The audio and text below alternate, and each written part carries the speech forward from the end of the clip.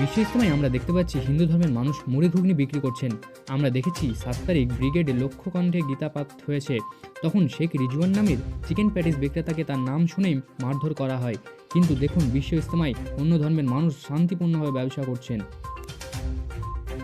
দাদা, আপনি যে ইজতেমাতে এসছেন, তো এখানে আপনি তো বেচা কিনা করছেন, আপনার নামটা কি?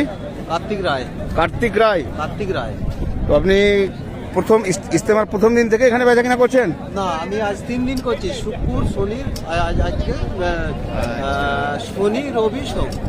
আচ্ছা, বেচা কিনা কিরকম হচ্ছে আপনার? বেচাকেনা খুব ভালো, একদম খুব ভালো। তো একদম মানে এখানে কোনো অসুবিধা হয়েছে কি না, আপনার? কোনো অসুবিধা নেই।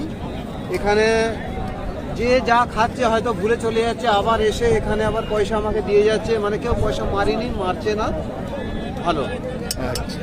দাদা, আপনি কি বিক্রি করছেন? ঘুগনি বিক্রি করছেন। আপনার নাম? ঝন্টু রায়। আপনার বাড়ি? বাড়ি এই গ্রামে বাড়ি। আচ্ছা, এখানে যে কোনো আপনি যে ওই ঘুগনি বিক্রি করছেন, কোনো অসুবিধা?